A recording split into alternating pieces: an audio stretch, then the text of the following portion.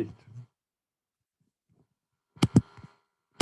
Bueno, les decía, la idea hoy es trabajar como casos de estudio en la experiencia generada en lagos urbanos de Canelones. Está en el marco de uno de los componentes de un conjunto de acuerdos de trabajo que se han hecho con la Intendencia de Canelones desde hace muchos años ya, y que ha pasado por distintas etapas y que por suerte, por temas coyunturales, ha permitido acumular bastante esfuerzo y empezar a obtener algunos resultados. ¿Tá? La contraparte, o sea, digámoslo concreto, comenzamos con diagnóstico, con búsqueda de opciones para generar intervenciones específicas en los sistemas que mejoraran su condición ambiental, y en la última etapa a hacer intervenciones o colaborar o monitorear con intervenciones específicas tendientes a buscar que los sistemas tuvieran estados ambientales más adecuados.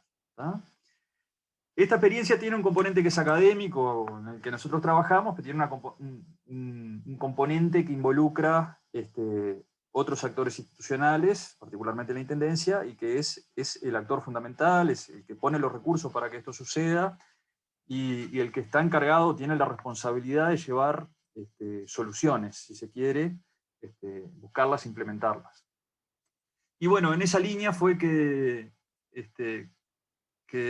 algo que es raro, yo lo he invitado a Leonardo Derú, que es el director general de gestión ambiental de la Intendencia Canaria, que participara a varias instancias de curso, y en general por temas de agenda eso es difícil de implementarlo, y hoy lo logramos. ¿Ah? Leonardo ha sido director general de gestión desde hace muchos años, algo así como una década, en distintas administraciones de la Intendencia, y hoy asumió nuevamente un nuevo periodo en ese cargo. En realidad hoy fue el acto, digamos, pero mañana empieza el periodo del nuevo gobierno departamental. Él va a estar en la misma posición y por lo tanto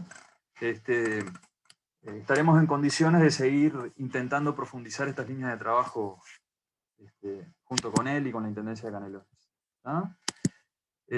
Cosa que, bueno, tendremos que discutir y evaluar un poco más adelante.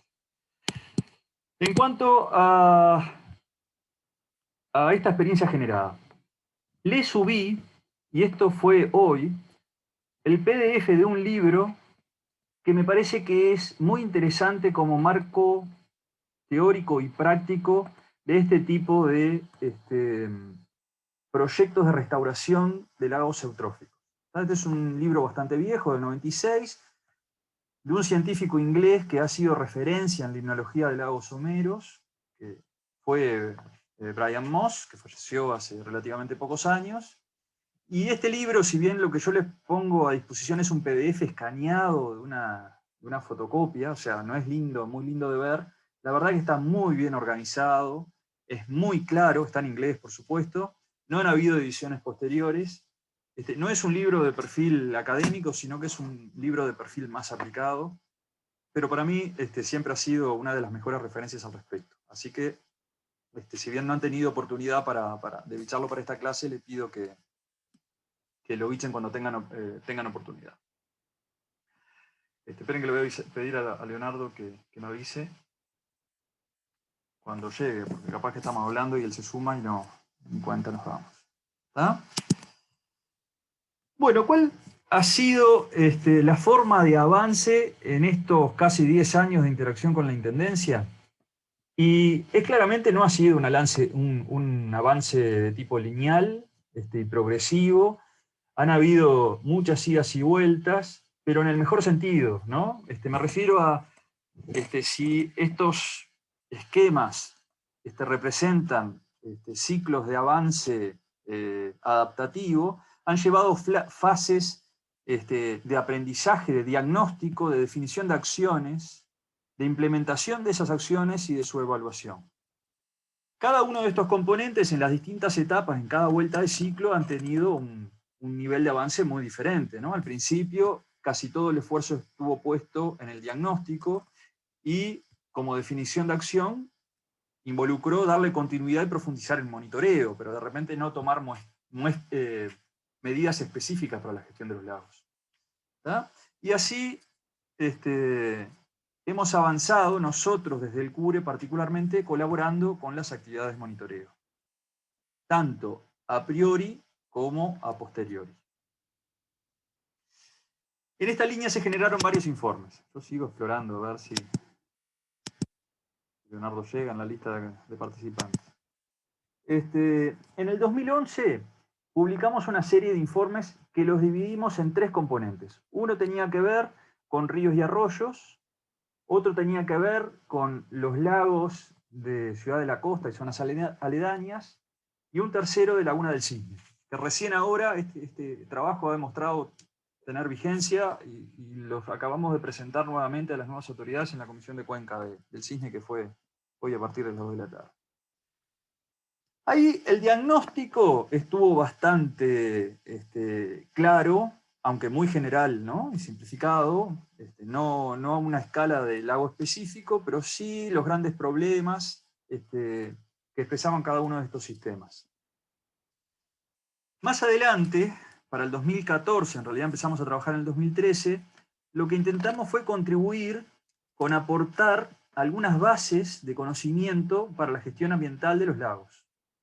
Este documento, que ahora vamos a profundizar un poquito más, el encare fue, bueno, ¿cuál es el menú de opciones? Si fuéramos a implementar medidas de manejo, de gestión, de rehabilitación, de restauración, de las que sean que definamos, ¿cuáles son las herramientas que tenemos en la valija? ¿Está? 2014. En el 2017 se volvió a profundizar en función de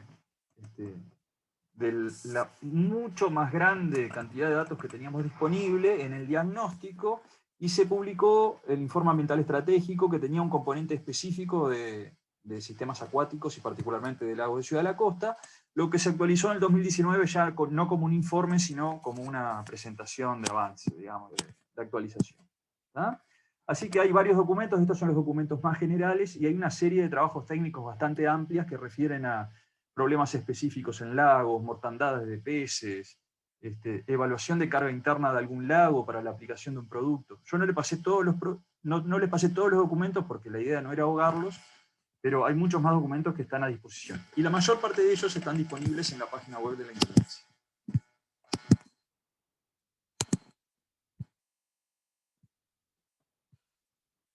Bueno, ¿cuál fue el primer diagnóstico que hicimos en 2011 si nos referimos específicamente a los lagos estos de Ciudad de la Costa y lo que hoy se denomina Parque Miramar y Paso Carrasco?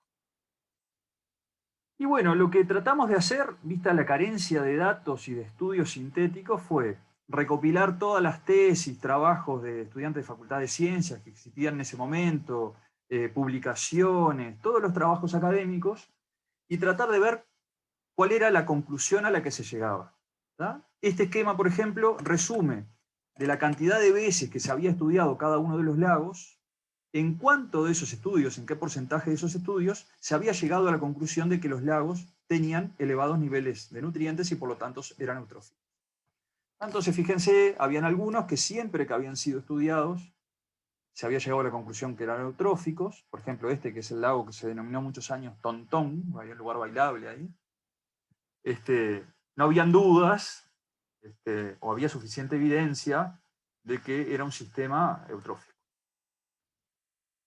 ¿Tá? Habían otros de que esas conclusiones no eran tan contundentes y en algunos lagos no había nada de información. ¿Tá?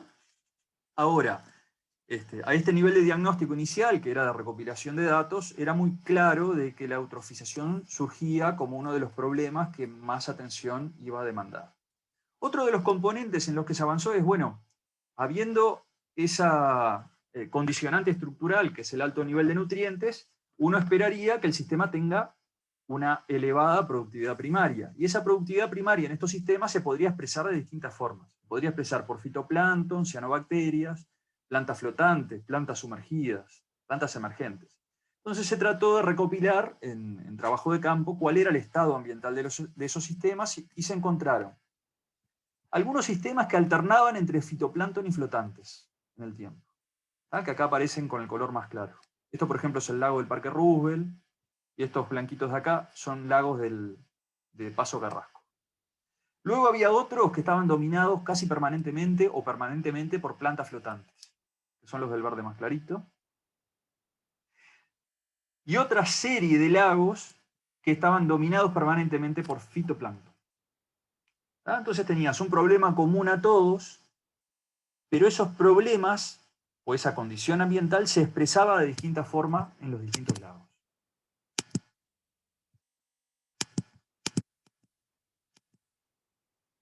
¿Ah?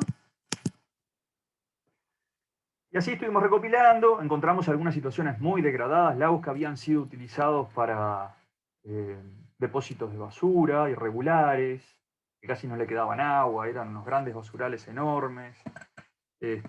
La situación era bastante variable. ¿Ah?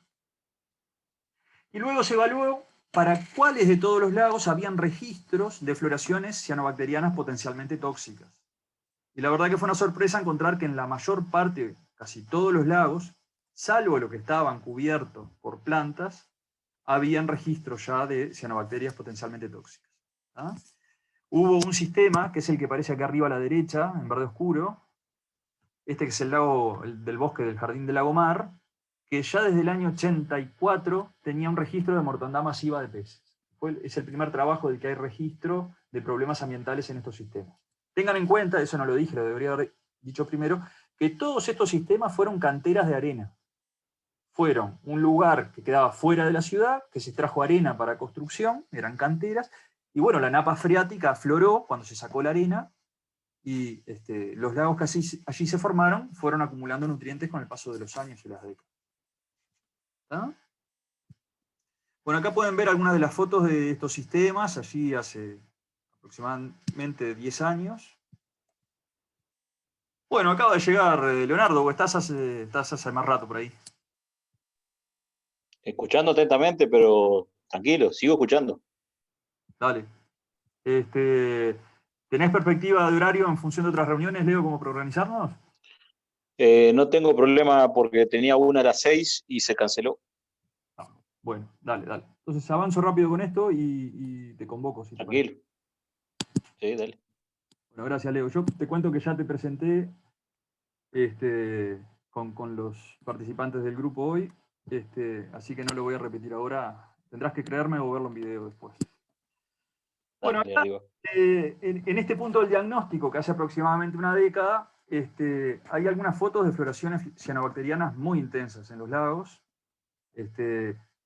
Y bueno, algunas cosas se empezaron a plantear, algunos resultados, algunos datos que recopilamos empezaron a plantear preguntas, ¿no? ¿Por qué problemas similares se expresaban de forma diferente entre los lagos?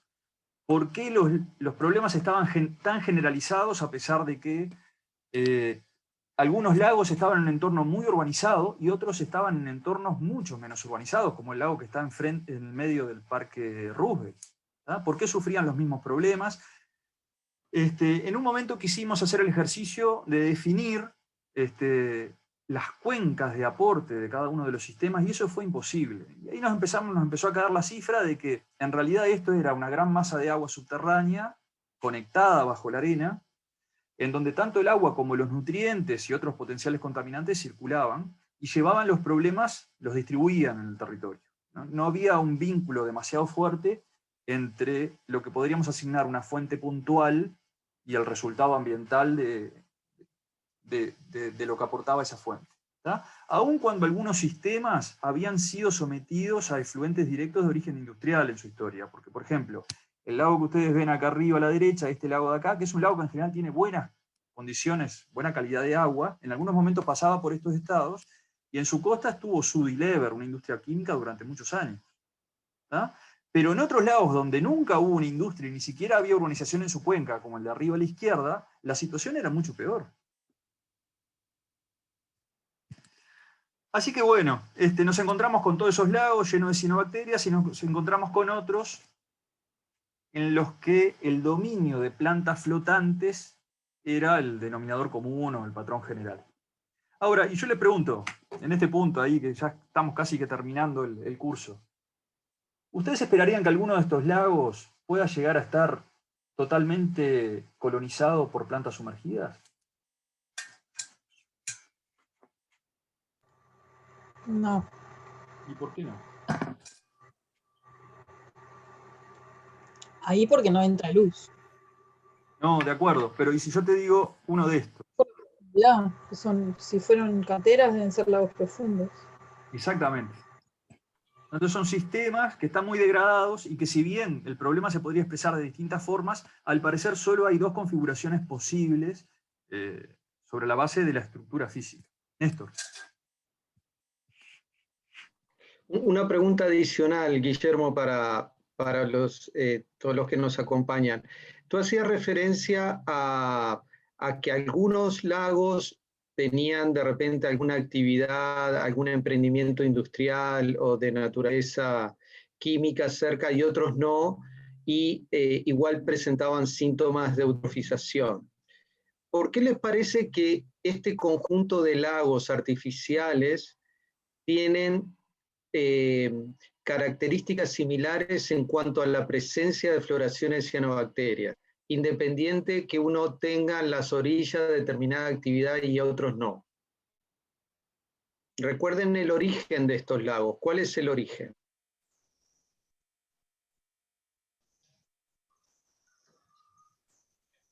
Y Puede porque estar relación, perdón, A ver, Facundo y después María Eugenia. Facundo. Fernando es, creo que está hablando. Ah, Fernando, perdón. no, porque tienen, le llega agua subterránea con carga orgánica, ¿no? Exacto, exacto. Adelante, María Eugenia. Que iba a decir lo mismo, como que es muy reciente el sistema de saneamiento en la ciudad de la costa y todos esos lagos están como muy cercanos y la napa freática como que va directo, digamos, aflora. Es un gran sistema que está conectado por abajo, en definitiva, ¿no? Claro. Además es un suelo de arena. O sea que Todo arena, todo poroso.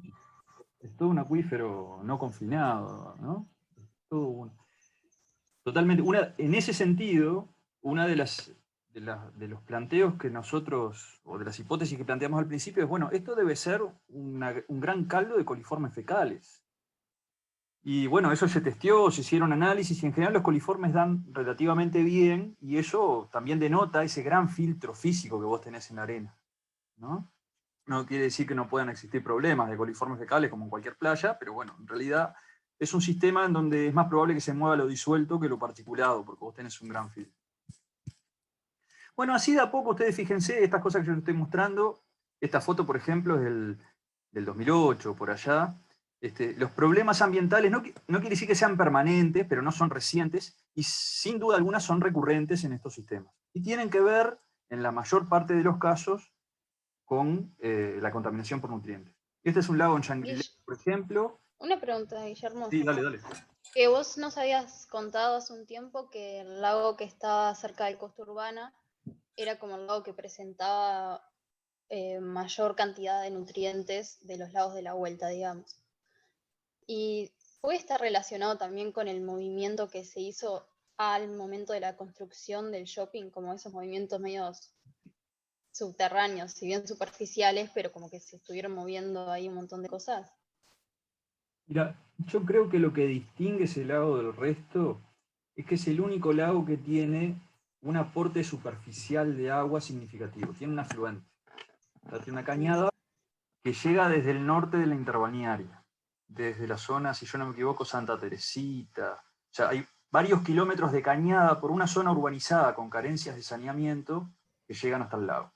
Entonces vos medís la concentración de fósforo que entra al lago y es permanentemente alta, muy alta. Estamos hablando de 1000 microgramos de fósforo por litro. Y la salida más o menos está en la misma magnitud, un poquito más, un poquito menos, depende si llueve, si no llueve. Pero me parece que ahí es un tema de, no de una intervención específica, sino de que el sistema no tiene capacidad de manejar lo que le llega. O sea, exporta casi lo mismo que le llega todo el tiempo. Lo que es un desafío interesante y particular, porque ese lago es un lago muy particular en la zona, que tiene una demanda social de tener un buen estado ambiental muy fuerte, pero el solucionar esos problemas no involucra solo intervenir en el lago, involucra intervenir en una cuenca que es bastante amplia, que es muy porosa y que ya está recargada de nutrientes. Entonces, Claro. ¿No? Esta discusión con Leonardo la hemos tenido muchas veces. Es muy claro que desde el actor público, gestor ambiental, hay interés de hacer cosas ahí. Ahora, ¿cuáles son las opciones? ¿No? ¿Y qué es lo que involucra y cuánto cuesta? Es una dificultad superlativa en ese caso.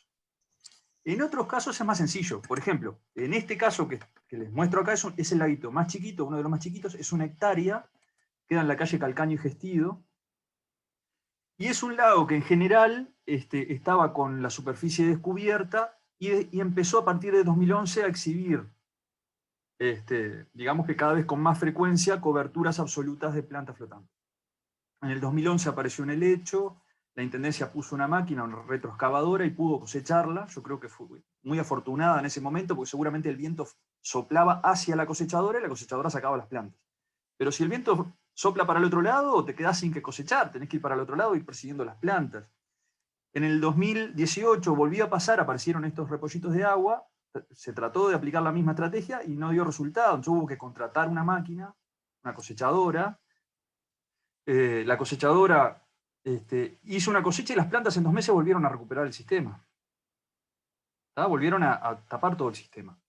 Y hubo que hacer una tercera cosecha después a posteriori y la aplicación de un producto para retener los nutrientes que recién ahí fue capaz de generar la transición del sistema a un sistema de aguas abiertas y ya no más copado por las plantas. Leo, yo asumo que vos estás ahí en varias cosas. No tengas dudas, por favor, de participar y contribuir, porque es la idea, ¿eh?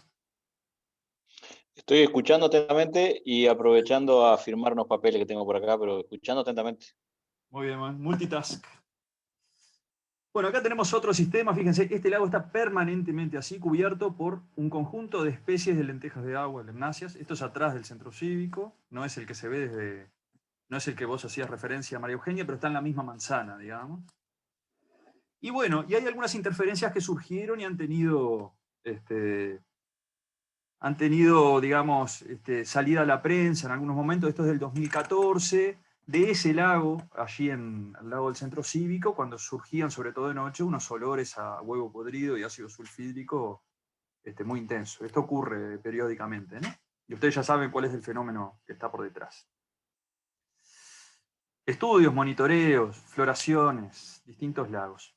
Otro de los fenómenos que ocurre recurrentemente, que a veces tienen más prensa que otros, es el tema de las mortandades masivas de peces. No ocurre en todos los lagos, pero hemos encontrado que algunos lagos ocurre con mayor frecuencia.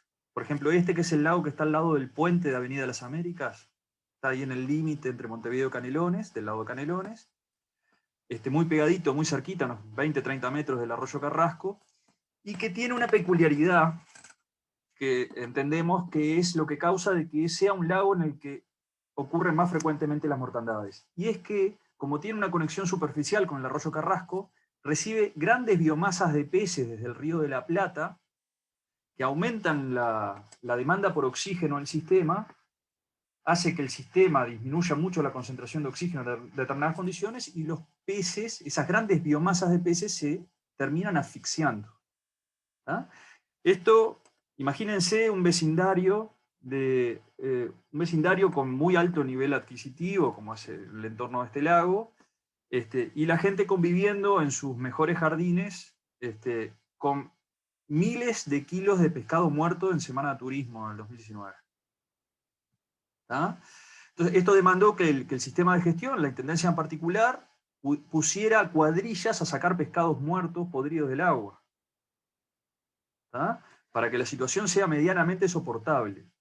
Y estos peces que ustedes ven muertos ahí, hay varias especies que murieron. Estos que se ven en la foto son peces muy grandes, que pesan varios kilos cada uno, y son sábalos, son grandes migradores del sistema Paraná-Uruguay. No son peces que se reproduzcan y vivan adentro de ese lago o que los encuentren en otros lagos. Son peces que llegan a este lago que es ahí costero. Ahora, por otra parte, hemos encontrado que varios lagos que no tienen esta característica sufren mortandades masivas de peces sincronizadas. Más o menos, en el entorno del 20 de marzo, de algunos años específicos, hay varios lagos que presentan mortandades de peces, masivas totales o parciales, pero hay mortandades sincronizadas. ¿Qué les parece que pueda ser el factor que esté determinando eso? Vieron que yo no le hago promesas como Néstor de corderos para fin de año, pero esta pregunta vale. Se me cortó un poco el audio, la pregunta no la escuché completa. Para que la repito.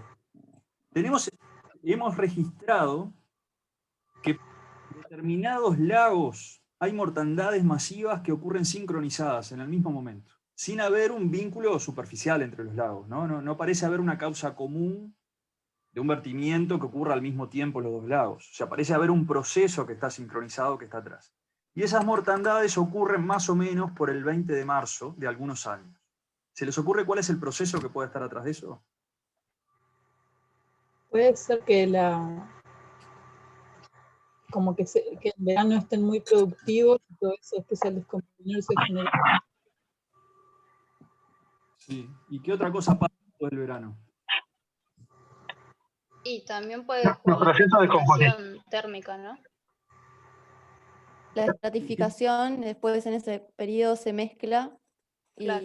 o sea, como que la falta de oxígeno que hay en el fondo se genera para toda la columna de agua. No sé. Exactamente. ¿Alguien más había dicho algo y se cortó o se pisaron? Yo iba a decir lo mismo, la falta de oxígeno en el medio está por ganar los procesos de descomposición. Exactamente. Y eso seguramente tenga un forzante que sea climático, ¿no?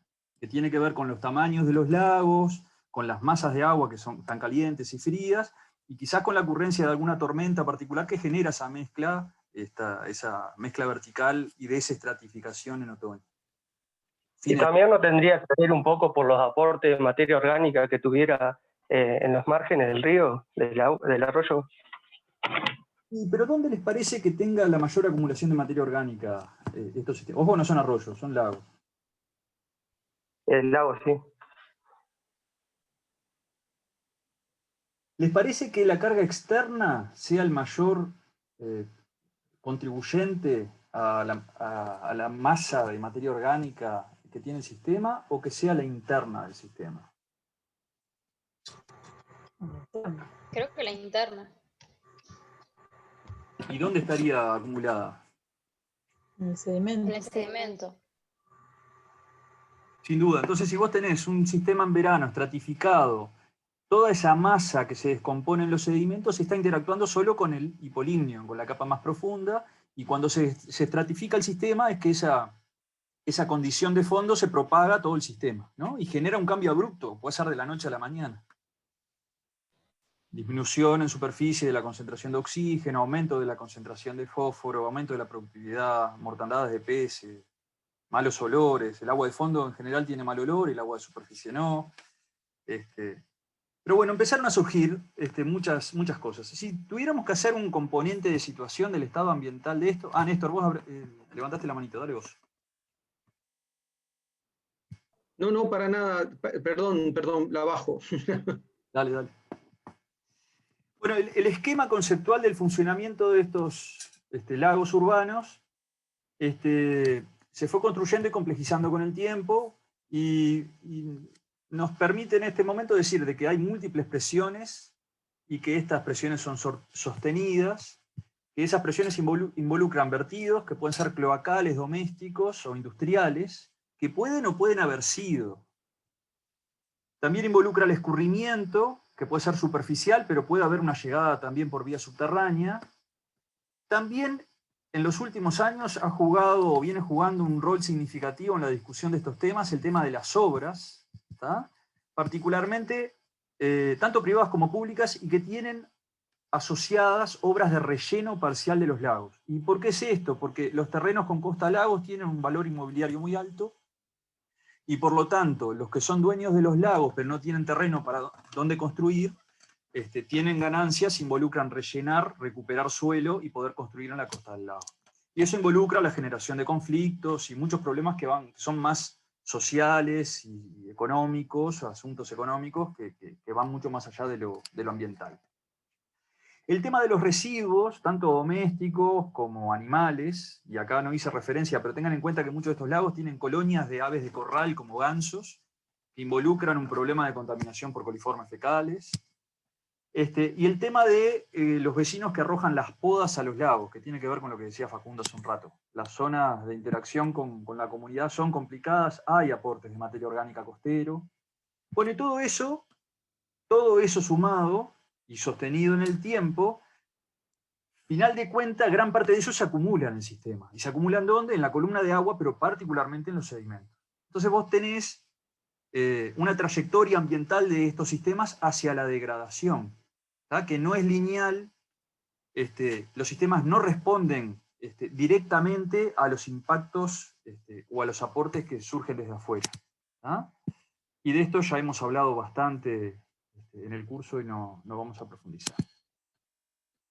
Y eso hace que en algún momento estos sistemas pierdan algunos de los servicios ecosistémicos que venían dando. Por ejemplo, yo hace muchos años ya hice un curso de buceo, y el profesor de buceo en ese momento me comentaba de que las prácticas de buceo las hacían en el lago Botavara.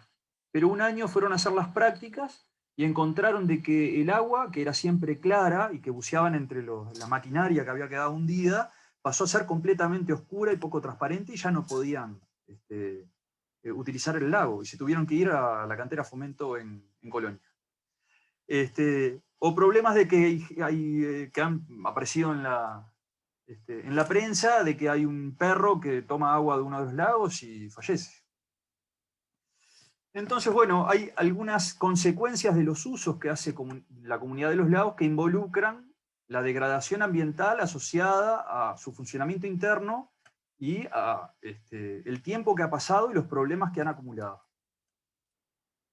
Bueno, entonces yo decía, por el 2014, entre 2013 y 2014, se fue profundizando el análisis, tratando de evaluar cuál era el contenido de nutrientes en la columna de agua de cada uno de los lagos. Algunos tenían situaciones ambientales muy extremas, tipo eutrofia e hipereutrófica, y habían otro conjunto más chico que estaban fuera de escala. O sea, vos le aplicabas los índices estándar para clasificar por estado trófico y te quedaban más allá de los límites que estaban establecidos en la normativa.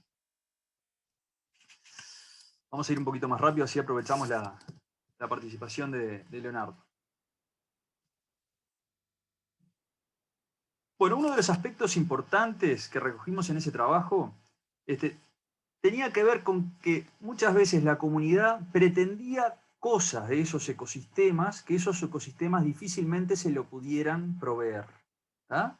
Y esto tiene que ver con una conceptualización que la gente hace de lo que le gusta y lo que no le gusta, y de qué es lindo y de qué es feo, ¿no? Uno piensa en un lago lindo en donde me puedo meter a bañarme, y yo pienso en algo tipo Caribe, pero es muy difícil que estos sistemas se puedan parecer al agua del Caribe. Entonces, cuando se definieran intervenciones específicas en este tipo de sistemas, nos pareció que lo mejor era establecer clara y explícitamente qué tipo de uso era esperable que la sociedad hiciera de esos espacios. Y en este punto del análisis nos encontramos que los distintos actores sociales tenían distintas definiciones y distintas aspiraciones. Por ejemplo, hubo un gran proyecto que todavía se sigue desarrollando en Ciudad de la Costa que involucraba solucionar los problemas de inundaciones en Ciudad de la Costa. Y desde ese punto de vista, los lagos eran reservorios de agua que amortiguaban los picos de crecida. Y ese era un servicio ecosistémico que se pretendía fomentar en esos lagos. Ahora, a medida que vos conectás los lagos para que cumplan ese rol de pulmón, si se quiere, de amortiguador de pico de crecida, también les podés estar haciendo llegar más problemas ambientales de otro tipo. Entonces, hay problemas, hay consecuencias que empiezan a contradecir otros potenciales usos u otras potenciales aspiraciones de otros usuarios. Usuarios que lo usan como playa, usuarios que les gusta ir a pescar, hacer deportes náuticos, gente que no le gustan las plantas arriba de los lagos porque lo que quiere ver es un espejo de agua. Y ahí, bueno, la discusión se hizo bastante más compleja. Allí por el 2000, entre el 2015 y el 2016, hubo algunos talleres, taller 3 bueno, ustedes conocen bien el taller 3 de la LGA, que estuvo analizando y tratando de evaluar los distintos actores qué pretendían, qué esperaban, qué conflictos se generaban en ese sentido, y hay algunos trabajos bastante interesantes en ese sentido. Otra de las conclusiones en este trabajo es que la rehabilitación y conservación de un estado ambiental compatible con el entorno urbano es un proceso muy costoso en términos económicos y de tiempo requerido. Y cuando pusimos este texto acá, en realidad fue la mejor forma que encontramos de definir ese uso del ecosistema que fuese compatible más allá del usuario que estuviera definiendo qué pretensiones específicas tenía él sobre el ecosistema. ¿Ah? La compatibilidad con el entorno urbano. Y esto se basaba en una serie de supuestos. Por ejemplo, estos sistemas son todos artificiales. Estos sistemas no tienen valor para la conservación biológica por sí mismos. ¿Ah? O sea, si uno estuviese definiendo objetivos en lo que tiene que ver con la definición de un área protegida, la rehabilitación o la conservación tendría objetivos muy diferentes a los que nosotros planteamos para este tipo de sistemas. Así que eso terminó siendo, entiendo yo, una buena síntesis de qué objetivo de gestión perseguir en estos lagos. El tema es que esto había que desarmarlo y hacer que muchas cosas que conformaban esa compatibilidad con el entorno urbano congeniaran entre ellas. Cosa de que siempre involucra negociación y discusión entre actores. ¿Ah? Pero para que fuese posible, era imperioso establecer acuerdos que involucraran la mayor parte del espectro, yo diría en este punto, social y político posible, y que fueran de largo plazo, tanto en relación con el financiamiento como la distribución de los costos entre los contribuyentes. Porque digamos que resolver estos problemas ambientales todos estamos de acuerdo, todos los vecinos de Ciudad de la Costa, todos los vecinos de Canelones, todos los vecinos del país, todos los ciudadanos del país. Ahora, bueno, ¿y quién paga por esto? ¿Y de dónde salen los recursos? Y eso es una discusión que es bastante compleja y en la que se ha ido avanzando y tomando definiciones y que ha costado años también. Bueno, avancemos.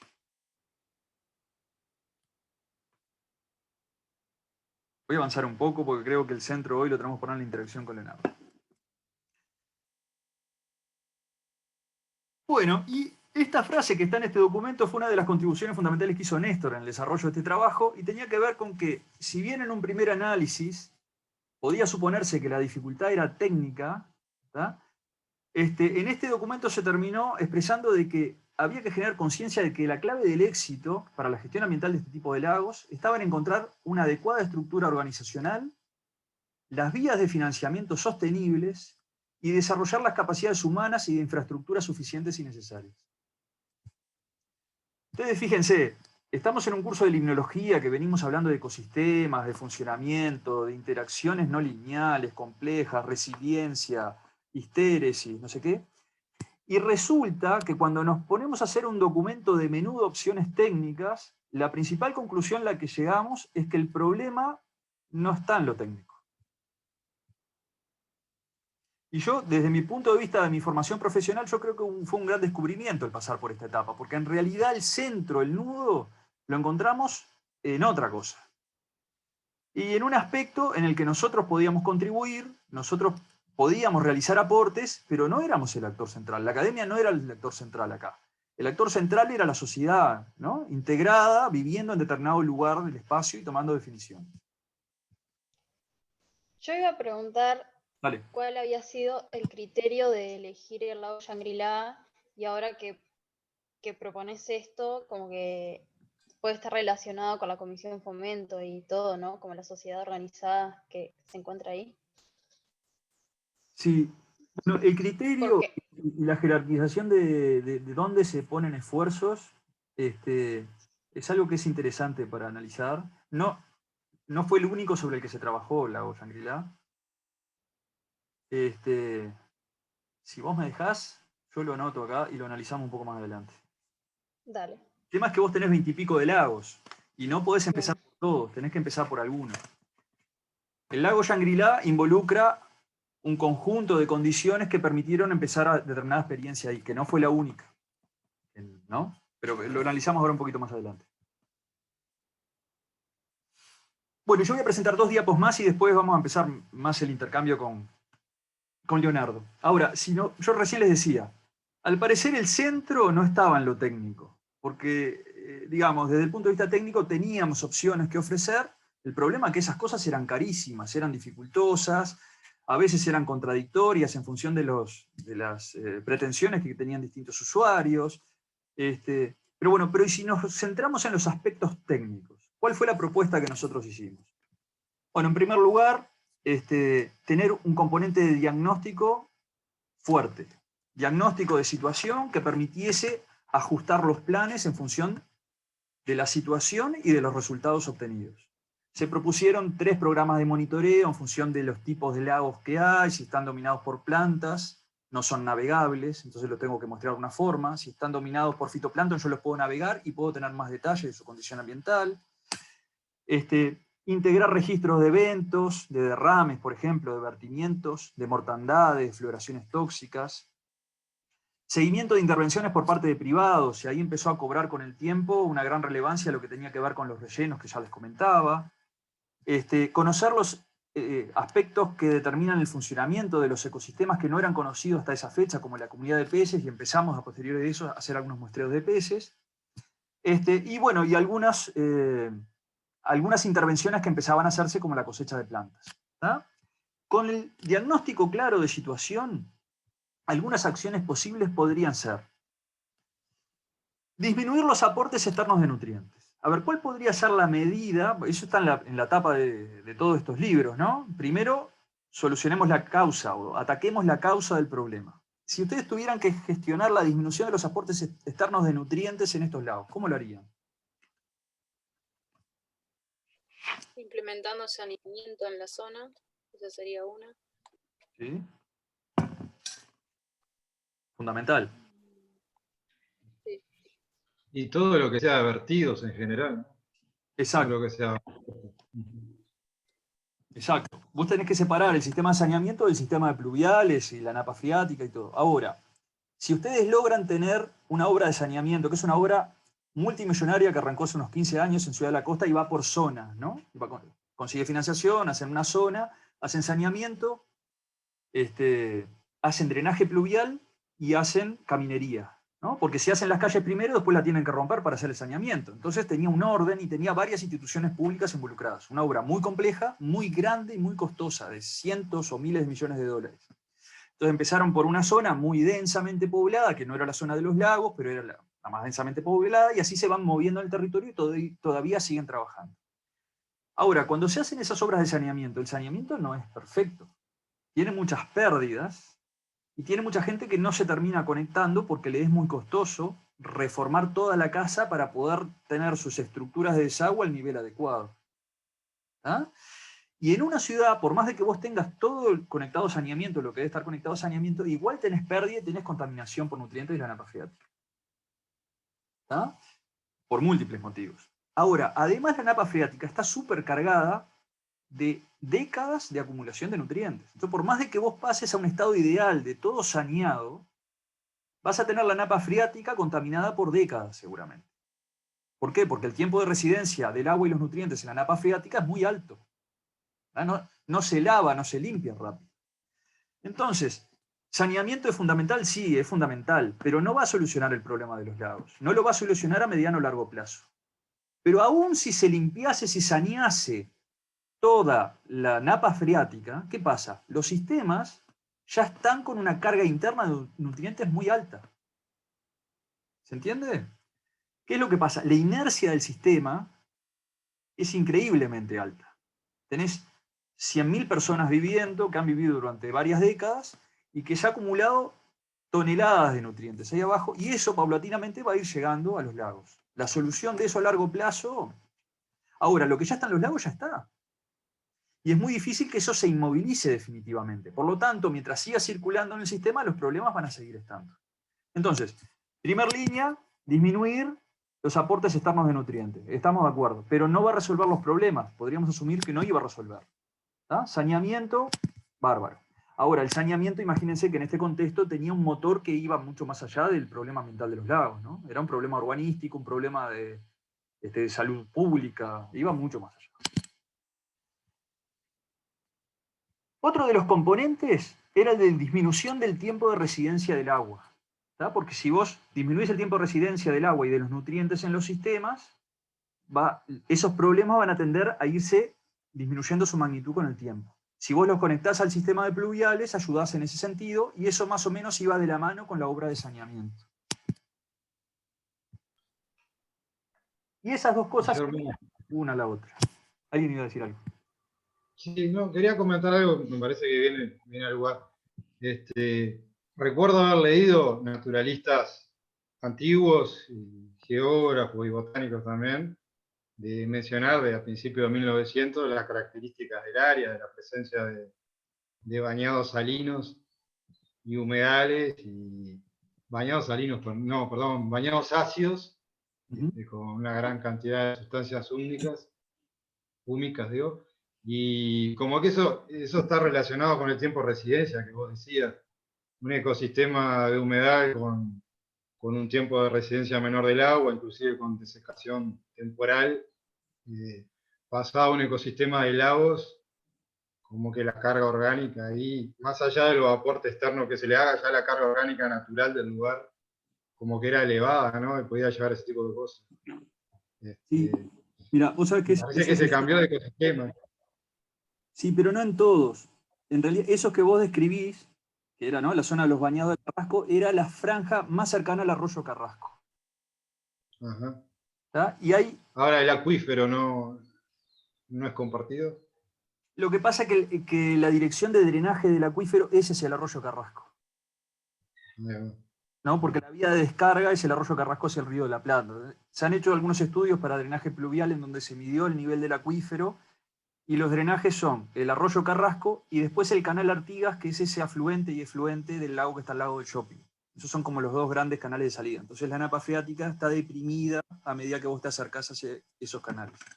Yo no esperaría, no que no existan, ¿no? Nosotros en el sistema lótico estuvimos hablando de los flujos direccionales laterales en todos los sentidos posibles, pero yo esperaría que los sistemas que previamente tuvieron esas características, de los que hemos estudiado, es solo el lago del Puente, que es ese sistema que yo les mostraba que hubo grandes mortandades de peces repetidas. Y hay alguna colega que es vecina ahí en la zona, y ella argumenta de que eso era una marisma costera que fue ampliamente intervenida por una cantera, pero que tenía valores ambientales superlativos en la historia. El tema es que ya arrasaron eso, ya no queda nada. Quedan los restos de una cantera donde estaba eso antes. Pero bueno, esa discusión ha sido interesante en la historia, porque el tema es desde qué perspectiva te planteas en el ecosistema. O sea, ¿era un ecosistema acuático que fue modificado, o en realidad, y que tenía valor, o en realidad es algo que acá había un montón de arena y alguien hizo un pozo y más nada que eso? Yo creo que eso que vos decís, vos viste que los estudios de los bañados Carrasco fueron muy importantes, ¿no? Y hay muchas muestras en el Museo de Historia Natural y todo, y pues claro, estaba cercano a Montevideo, era un lugar con poco impacto antrópico, se estudió mucho, pero eso ya está muy detonado hace muchas décadas, digamos. Algunas especies interesantes todavía se mantienen. Hace unos 5 o 6 años me informaron de un gato de pajonal, y unas personas los trampeaban, me dice que todavía había, y una especie de lecho que ahora cambió de género y especie, antiguamente se llamaba Blechnum tabulare, que también es prioritaria para la conservación, es como un helecho palmerita medio arborescente, re interesante. Todavía sobreviven algunas poblaciones. Sí, pero vos sabés que no está asociada a los lagos, está a los bañados de Carrasco, que es más la parte de atrás del aeropuerto. Nosotros hemos querido entrar a hacer muestreos ahí, y el entorno social es muy complicado, hemos sufrido robos, pero no hay lagos tampoco ahí. Lo que quedan ahí es, ¿no?, las turberas, los restos del bañado, y no lo hemos estudiado, sinceramente. Nos quisimos acercar y fuimos expulsados. Sí. Gracias. No, por favor. Bueno, les contaba, saneamiento y drenaje pluvial aportan. Lo que quedaba después de solucionar eso es disminuir la llegada de nutrientes y hacer que los nutrientes en estancia vayan más rápidos, era inmovilizar la carga interna. ¿Tá? Removerla o inmovilizarla. Una posibilidad de removerla era hacer cosecha de sedimentos y eliminación, pero en un contexto urbano eso es muy complicado, además es muy costoso y genera muchos problemas. No están las condiciones en Ciudad de la Costa para remover miles de toneladas de barro hediondo del fondo de los lagos. ¿Tá? Además involucra riesgos sanitarios, involucra otras cosas, y además vas a profundizar cada vez más los lagos y exacerbar algunos problemas. Entonces lo que estaba ahí era inmovilizarlos químicamente. ¿Se acuerdan que hablamos de las arcillas modificadas o de compuestos de aluminio que podían inmovilizar los nutrientes, el fosfato? Y en primera instancia, nosotros asumimos de que esa acción no era deseable o no era factible. ¿Por qué? Porque a medida que nosotros inmovilizáramos el fósforo, el nutriente de los sistemas, la napa freática iba a seguir aportando y esa medida iba a tener que ser repetida muchas veces en el tiempo. Si cada intervención era muy costosa, eso era casi como tirar plata a un barril sin fondo, ¿no? Inmovilizábamos, el sistema iba a mejorar un tiempo hasta que el problema volviera a resurgir. Y no éramos capaces de calcular en qué plazo iba a volver a resurgir el problema. Entonces, en primera instancia, en este informe del 2014, nosotros descartamos esta opción. ¿Está? Ahora, ¿qué pasó? Empezamos a estudiar otras opciones, empezamos a descartar, y en un momento nos quedamos sin nada en la lista. ¿Se entiende? Por ejemplo, a ver, las cortinas de sedimentos para cuando hay rellenos. Se hicieron esfuerzos, esto tiene que ver con el aumento de la carga interna en la columna de agua. Cuando alguien rellena, aumenta la turbidez del agua, aumenta el nivel de nutrientes. Bueno, hagamos cortinas de sedimento para que el impacto en el sistema sea el menor. No hubo ninguna empresa en el mercado que fuera capaz de ofrecer ese tipo de servicio en el país. Entonces la descartamos. Desestratificación. Desestratificación puede ser inyectar aire de fondo, generar una fuente recirculando. Empezamos a hacer estimaciones de costos, de equipos y de mantenimiento, y era sumamente caro. No era sostenible económicamente. El ultrasonido. El ultrasonido como por cavitación, matar las células. En aquel informe del 2014 lo incluimos, y después, justo ese mismo año y el año que viene, vinieron algunos profesores invitados holandeses. Yo les compartí una nota ahora de prensa, y plantearon de que eso no daba resultado y que habían evidencias suficientes, no solo de que no había dado donde se había utilizado, sino de que no era posible que hiciera el efecto que los vendedores decían que debía ser. Entonces, bueno, el dragado ya se los comenté. Después habían medidas que parecían ser mitigatorias o paliativas, como la sustitución de árboles caducos por perennes para, ¿no?, eliminar los aportes de materia orgánica y de nutrientes, la generación de humedales, que parecían ser paliativos, pero las experiencias previas, por ejemplo, en el lago Rodó, no permitían justificar de que iban a permitir solucionar los problemas. Generar islas flotantes artificiales, se vio de muy baja relevancia. Hacer cosechas de plantas, sí, esto se ha repetido varias veces. Y el tema de la biomanipulación de la comunidad de peces se planteó como una posibilidad, pero ni siquiera en esa etapa se conocían cuáles eran las estructuras de las comunidades de peces. Pero además vos no podés biomanipular si no están los sistemas en condiciones para que esos organismos vivan ahí. Porque si vos tenés descensos abruptos de la concentración de oxígeno periódico, esos bichos se te van a morir. Vas a gastar plata en poner bichos y lo que vas a hacer es poner kilos de fósforo en carne de pescado para adentro, que cada cierto tiempo se te van a morir. Tenés que generar que el sistema funcione de la forma que pueda soportar esa vida. Entonces terminamos acá y en realidad nos quedamos casi sin opciones. Y bueno, yo recuerdo una reunión después de este proyecto con Leonardo, en donde el planteo de él fue muy claro. Y me gustaría a partir de eso empezar a intercambiar algo más con él. Está bárbaro, tenemos un diagnóstico muy claro, hay un montón de opciones, pero al final de cuentas no podemos hacer nada. O sea, el no hacer nada no es una opción. ¿Y por dónde vamos? Y bueno, de ahí fue que un poco se entró en una lógica más de, bueno, tomemos algunos sistemas modelo y empecemos a hacer pruebas y aprender haciendo. Ya no evaluando, bueno, esto capaz que no es lo mejor, pero no servirá en tal sentido. ¿No será necesario hacer dos cosas al mismo tiempo y no solo una? ¿Esa no será la estrategia? Por ejemplo, en el lago Shangri-La fue muy claro. Solo la cosecha no fue suficiente. Hubo que hacer cosecha, volver a hacer cosecha, y después agregar un producto para retener el fósforo. Y recién ahí algunos objetivos se lograron. ¿Tá? Pero habían cosas que eran posibles hacer. ¿Tá? Leo, ¿vos andás por ahí? Sí, señor. Bueno, ¿qué faltó al relato? No, muy completo, Guillermo, completo. No sé cuál entendés, porque yo venía haciendo, mientras escuchaba atentamente algo que hemos conversado y trabajado bastante, venía aprovechando a hacer unas cosas acá en la oficina. No sé por dónde querés intercambiar, te sigo. Mirá, yo diría, intentar retomar la pregunta que planteaba María Eugenia más temprano, A ver, primero, ¿cuáles son los criterios que te parece que se aplican para establecer una estrategia de rehabilitación en uno de estos lagos? ¿No? ¿En qué? Vos tenés que tomar decisiones. ¿Qué cosas te parecen relevantes para tomar decisiones y decir, bueno, en este lago vamos a probar tal cosa o queremos hacer algo en este lago y no en el otro? Bueno, a ver, para mí la clave ha sido la generación de conocimiento, ¿no?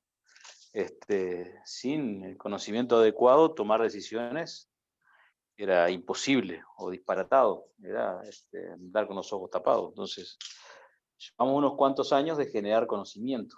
Que yo no sé si es todavía el ideal, pero ese conocimiento hoy nos ha permitido tomar algunas decisiones y definir algunas intervenciones que Guillermo la fue planteando.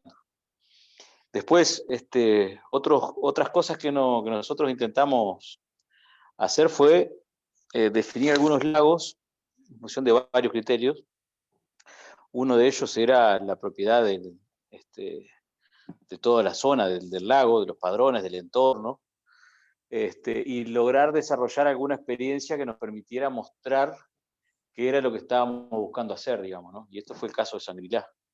En Sangrilá se dan varias cosas. Primero, es un predio enteramente público, el lago, su entorno. Segundo, que hay un colegio junto al lago que venía trabajando mucho en su vinculación con el lago, en distintas líneas, desde recuperación del entorno, los temas de calidad de agua, en fin, un trabajo bien interesante del Varela. Hay una comisión de vecinos, que es la Comisión de Vecinos Sangrilá, que tiene una actividad realmente, en los últimos años desarrolló una actividad imponente. Yo los invito a seguirla de cerca, y el que pueda visitarlo que se dé una vuelta.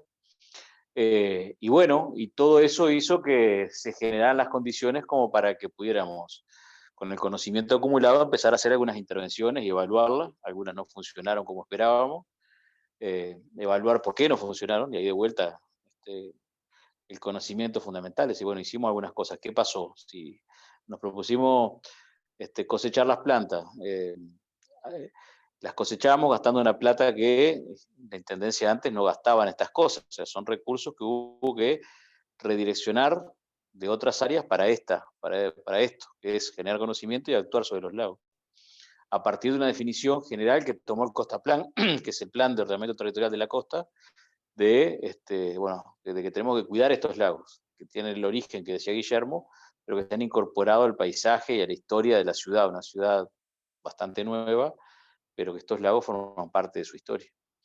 Y bueno, en ese direccionar recursos para hacer algunas acciones, logramos ir de alguna manera identificando los problemas y concretando intervenciones en el lago y su entorno, y se dio un modelito interesante que para mí hay dos elementos que terminan de poner la frutilla a la torta. Una es una boya, que es una iniciativa de los propios gurises del Varela y sus docentes, que contó con el apoyo de Guillermo y del equipo a través del convenio que tenemos Intendencia y CURE, y que posibilitó una boya que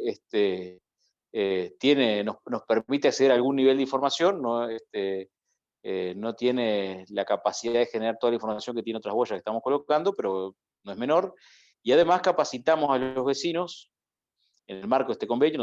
Para nosotros es muy importante también generar experiencias de monitoreo participativo, o sea, que los vecinos tengan la capacitación adecuada, primero para poder analizar la información que vamos generando y procesarla y entenderla e incorporarla, porque no todo el mundo tiene que saber por qué es pH, qué es DBO, qué indica que tenga no sé qué de nutrientes, de no sé cuánto.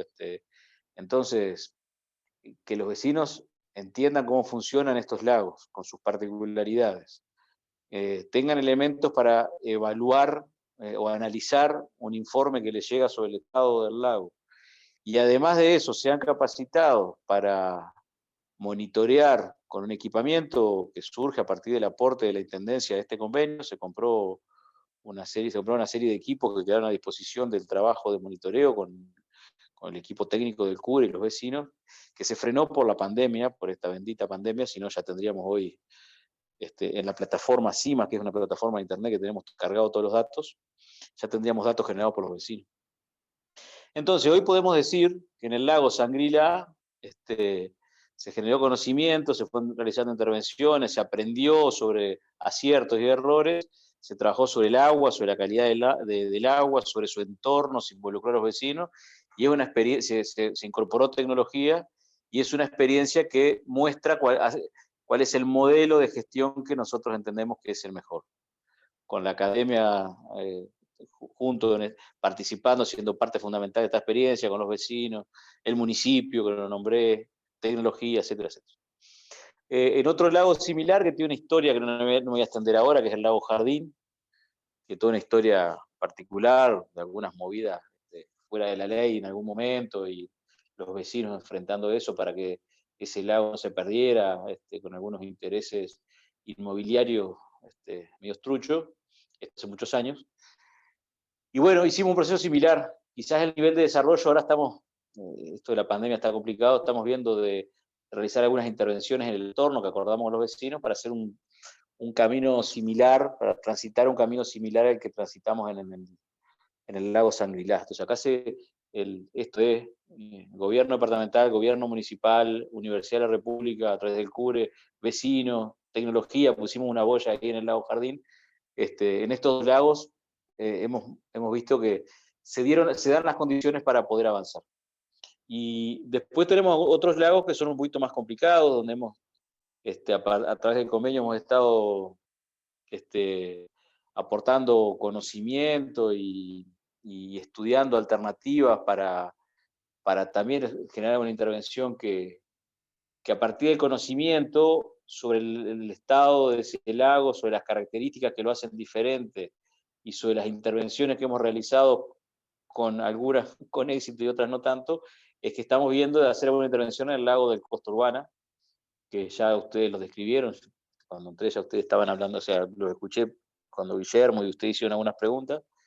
Un lago que tiene conexión superficial, que sí, Guillermo decía, que desde Santa Teresita, que es un barrio de Nicolich, pasando por una cantidad de cooperativas de viviendas sin saneamiento, sus aguas residuales iban a parar ese canal, ahora está la obra de saneamiento en curso, con una cantidad de quintas que durante mucho tiempo, hasta no hace muchos años, y hasta hace pocos años, trabajaban, tenían producción allí al norte de Costa Urbana, y en esas quintas muchas veces se encontraban que para producir se usaban algunos productos que también terminaban generando problemas al lago.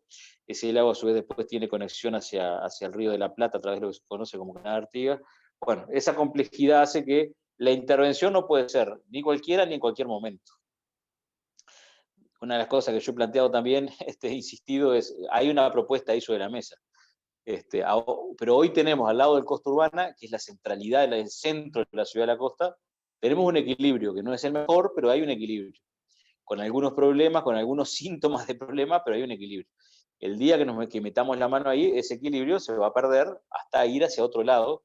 Hay que ver el momento en que se hace eso. Y bueno, y tener claro qué se va a hacer y cómo se va a hacer a partir de la experiencia y el conocimiento acumulado. Después hemos generado en otros lagos, que ahora en este momento, cuando salga de la reunión, Guillermo verá en algún grupo de WhatsApp algunos ruidos que son normales. Las tensiones en torno a esto han sido varias, pero hemos logrado en dos lagos, que le llamamos Javier y Fiscal, que ahí están vinculados a dos barrios donde hay un poder adquisitivo importante por parte de los vecinos, y los vecinos se preocuparon, estudiaron, nos pidieron apoyo, asesoramiento. Ahí fuimos, me acuerdo, una vez en Semana de Turismo, o Santa, con Guillermo, una reunión con estos vecinos, y bueno, ellos han hecho una inversión importante en un sistema de aireación en el lago, que, bueno, Guillermo puede contarles, seguramente ya les contó más detalles, y que la Intendencia a través del convenio les aportó asesoramiento con Guillermo y su equipo. También le estamos aportando toda la energía para que ese sistema funcione, y estamos incorporando en breve una boya que tenemos que definir con Guillermo para instalarla en estos días, una boya la tercera boya que vamos a estar instalando. Después hemos tenido otros lagos que hemos tenido conflictos, y bueno, y hay que ver cómo se transita por esos conflictos, que son lagos que, como seguramente tengamos algún nivel de conflicto ahora, que es el lago del Duque, que es un lago que en las conclusiones de los informes que ustedes pueden revisar, claramente se concluye que las posibilidades de recuperación de ese lago son tendientes a cero, y bueno, ahí seguramente ese lago se termina rellenando, que fue un lago arenero, ¿no? O sea, es un lago artificial. Y bueno, y ahí hay algún tema de conexiones con un lago, con el arroyo, que hay que terminar resolviendo, y eso está generando un ruido en esta zona. Así que bueno, no sé, lo que sí creo que, para terminar por lo menos con este primer aporte, que para nosotros fue fundamental generar conocimiento. Después, nuestro planteo fue, bueno, tenemos que empezar a generar, ya más o menos sabemos cuál es la situación de los lagos, cómo se comportan estos lagos, que son distintos, artificiales, está bien. Ahora, ¿qué hacemos? Y hay que ver los recursos disponibles, porque ¿qué hacemos? Quizás otros países, en otros lados, tienen algunas capacidades que no son las mismas que las nuestras. Nosotros creo que hemos invertido en las distintas áreas que fui mencionando un volumen de dinero importante, pero y a veces, también yo he leído algunos informes por ahí, hace poco me llegó uno, que ligeramente se plantea, bueno, acá hay condiciones en el mundo para recuperarlo, está bien, sí, pero ¿qué implica eso? ¿Cuál es la propuesta? ¿Cuál es el proyecto? ¿Cuánto sale? Entonces, hay una distancia muchas veces entre un planteo que suena como ideal y maravilloso, de las posibilidades reales de intervención que tenemos. La definición política de Canelones es clara. Se fueron traduciendo en la normativa, en el Costaplan, y en acciones concretas. Después hay que ir generando capacidades cada vez mayores para poder intervenir. No sé, Guillermo, si eso aporta. Sin duda, sin duda. Yo, a medida que vos comentabas algunas de las cosas, yo fui mostrando algunas imágenes de esas experiencias. Igual ellos van a tener acceso después a la diapo. Vos hablabas, Leo, de conocimiento, hablaste de conflictos y hablaste de recursos. También hablaste de restricciones, ¿no? Asociadas. Yo creo que esta visión es muy difícil tenerla desde el perfil puramente académico, ¿no? Y es una de las cosas que a mí me interesaba que Leonardo contribuyera en este intercambio, ¿no? No solo se basa en intenciones, hay que hacer que las cosas sean posibles, y existen condicionantes en este mundo en el que vivimos, ¿no? Por más de que tengamos conocimiento, por más de que hayan conflictos, hay restricciones. Bueno, hay que ser creativos para buscar la forma de poder saltar esas restricciones y buscar objetivos. Yo quería preguntarte, Leo, en esa línea, ¿cuáles son los desafíos que vos ves para la próxima etapa? Hablando ahora específicamente de estos lagos. ¿Te parece que va por la continuidad, por cambio de estrategia? ¿Por dónde te parece que pueda ir?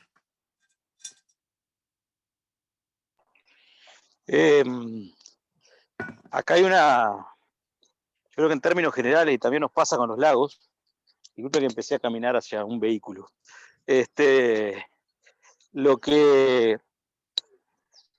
Los lagos durante muchos años, en Ciudad de la Costa, le dimos la espalda.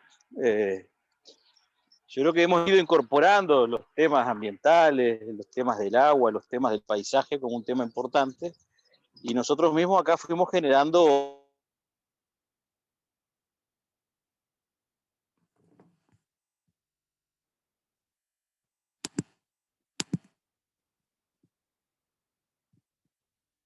creciente, que no digo que esté mal, está bien porque nos ayuda a avanzar, pero si no logramos trabajar lo que implica esto, que es lo que decía Guillermo ahora, puede llevar a frustraciones o a enojos y falta de comprensión de lo que implica transitar por todas estas cosas.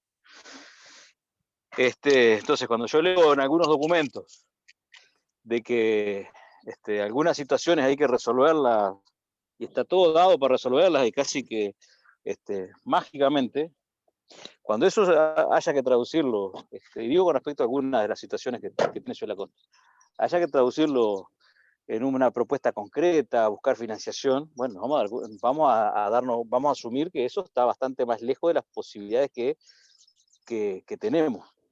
Entonces, y eso puede llevar a frustraciones, enojos, nuevos conflictos, en un escenario además en que el mundo, el país y Canelones no escapan a las consecuencias de la crisis. Hoy tenemos una crisis generada por la pandemia, con consecuencias además económicas y sociales, perdón que me prendí la radio, que seguramente, y sí seguramente, nos va a disminuir la disponibilidad de recursos, y los recursos tengan que o parte importante de esos recursos, atender algunas situaciones que no estaban presentes no hace muchos meses atrás. En un continente desigual como nuestra Latinoamérica, la pandemia nos va a dejar con situaciones más complicadas de las que ya teníamos. En este país veníamos de una situación de pobreza que había bajado sustancialmente, de indigencia que prácticamente había desaparecido, pues las consecuencias económicas y sociales de la pandemia van a sentirse, se sienten, y van a seguirse sintiendo. Y bueno, esto hace, por un lado, que la actividad, que haya un impacto importante en la actividad del país, del departamento, que entre otras cosas baje la recaudación. Sabemos que en las partidas que se reciben del gobierno nacional sean un poco menores, que haya que atender otras cosas, que la agenda cambie. Y con esto no estoy diciendo que vamos a dejar de atender este tema, para nada. Lo que estoy diciendo es que las capacidades de hacer cosas cambian. No es el mismo el mundo, ni el país, ni Canelones que teníamos hace un año atrás que tenemos hoy.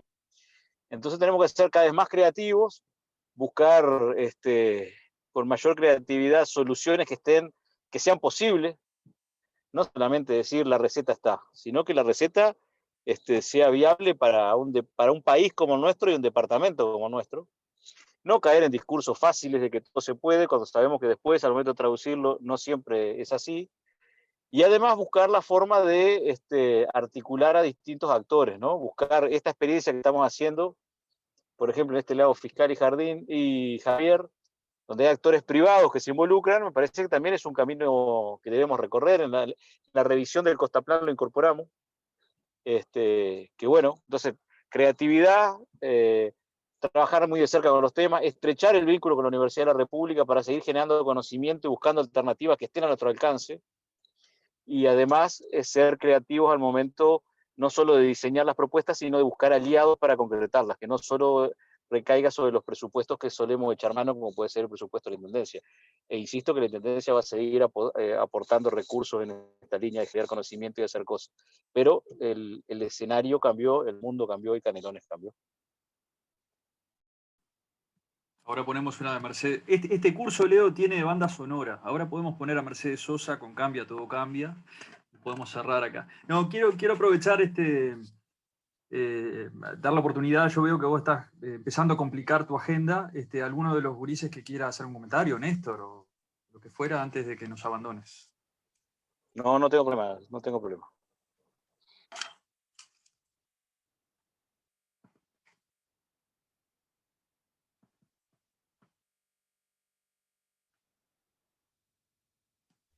Sí, yo sigo con los humedales. No, imagino las dos superficies de humedales grandes que hay en la zona, o por lo menos que están a pocos kilómetros de la zona, los bañados de Carrasco y una zona grande de humedales sobre el arroyo Pando, o de alguna forma utilizar esos dos grandes buffers o sistemas depurativos que hay, ¿no? Para toda esa cuenca de drenaje que se piensa proyectar, que se han utilizado esos dos grandes humedales para ayudar a depurar el agua y todo eso, ¿no? Como zona de descarga. En uno de los documentos que subiste, Guillermo y Néstor, miré que había todo diseñado una cuenca de drenaje ya a una escala mayor, ¿no? Que incluía los lagos y algunos cursos de agua también. No sé si lo ubican el croquis al que me estoy refiriendo. Sí, sí, ese es el plan de drenaje pluvial de Ciudad de la Costa. No.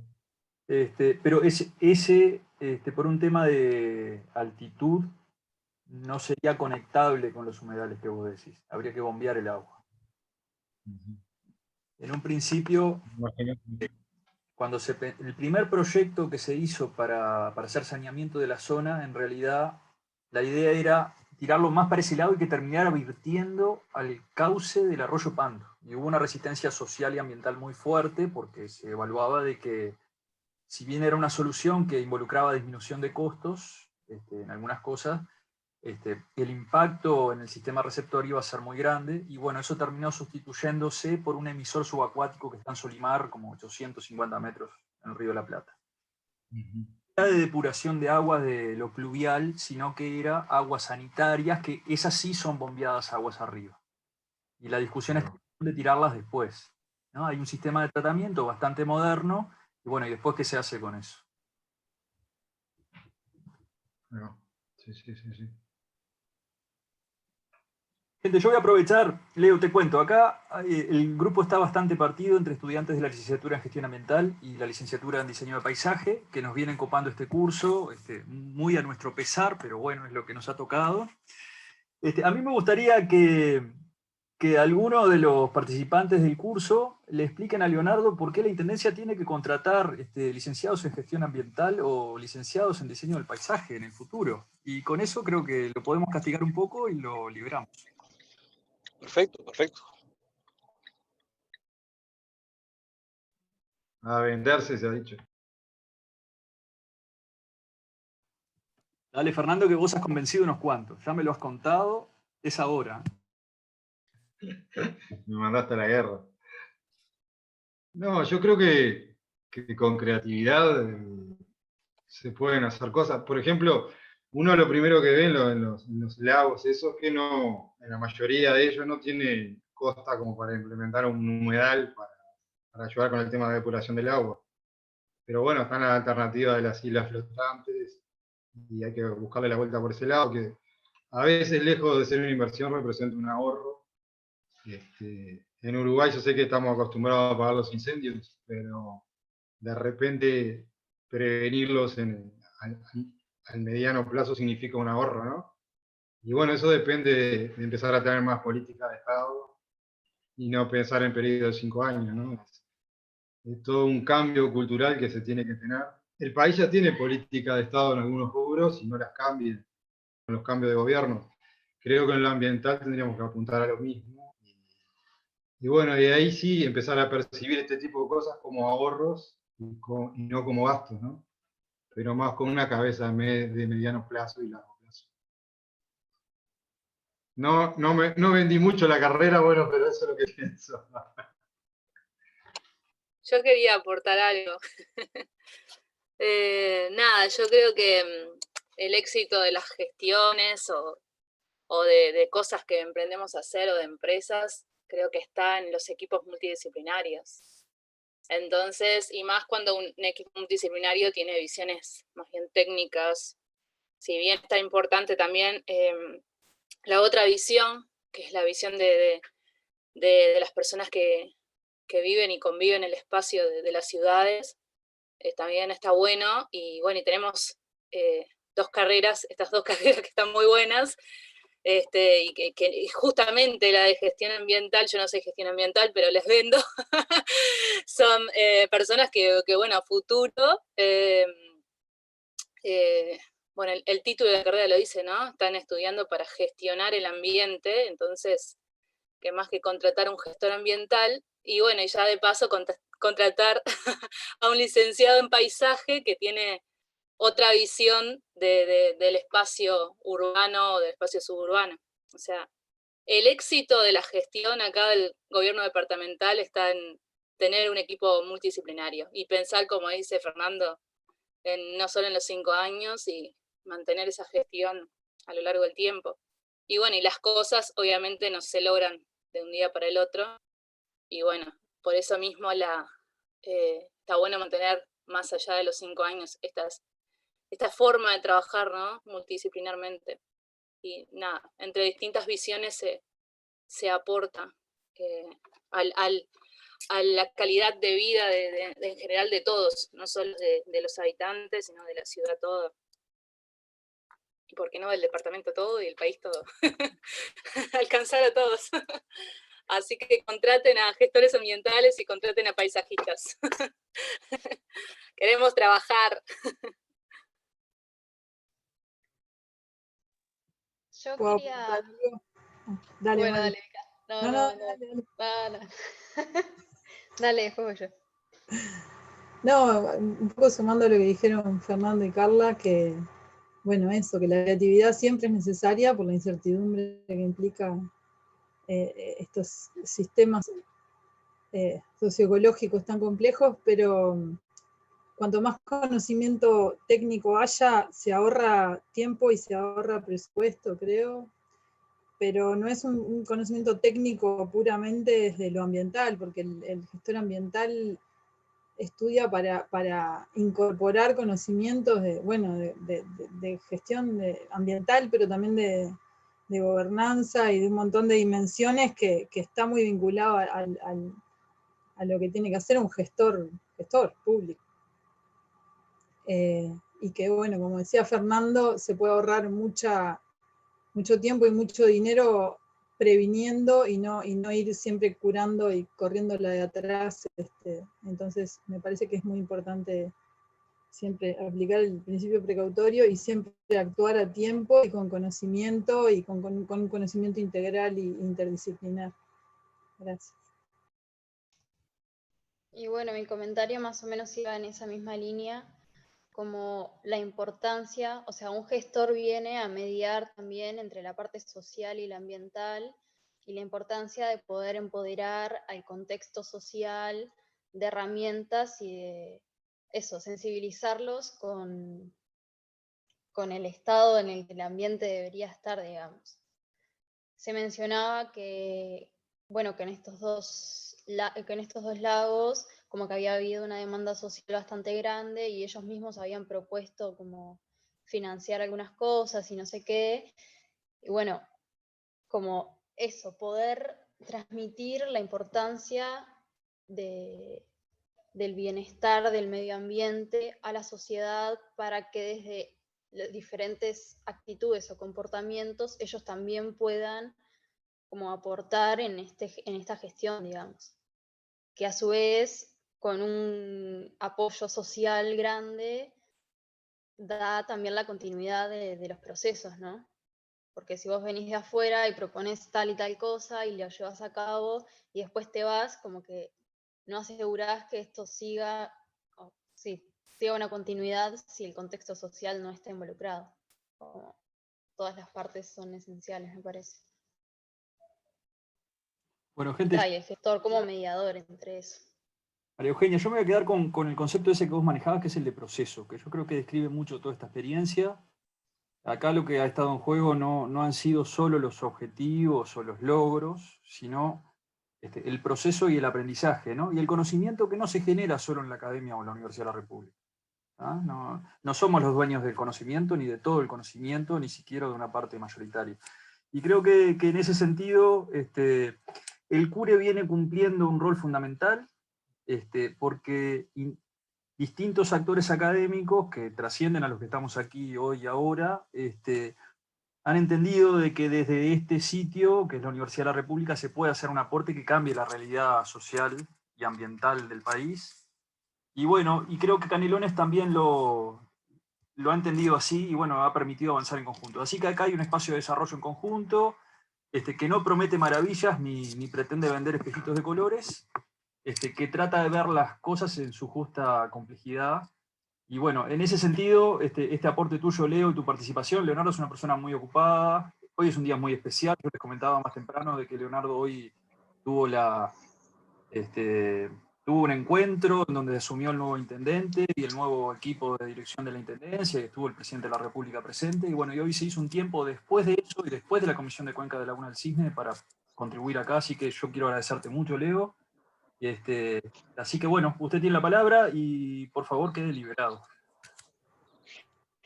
No, para mí es un gusto, no es la primera vez que me invitan a estas cosas y es un gusto y casi sigue una obligación, así que bien.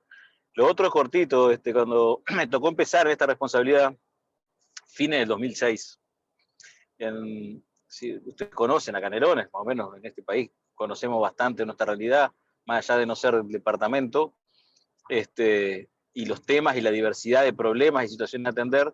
Cuando me tocó empezar teníamos un ingeniero civil vinculado a los temas de residuos, un agrónomo vinculado a los temas costeros con experiencia costera y 3 agrónomos vinculados a los temas forestales. Esto era el equipo técnico que teníamos.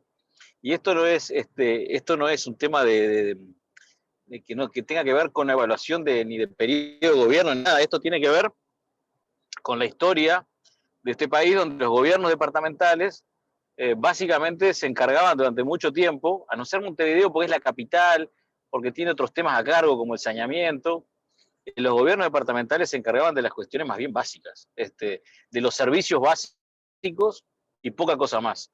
Hoy en el mundo los gobiernos locales, ahora tenemos tercer nivel de gobierno, que son los municipios, asumen responsabilidades y tareas crecientes porque están muy más cerca en el territorio, porque conocen mejor los problemas, porque pueden dar mejores respuestas.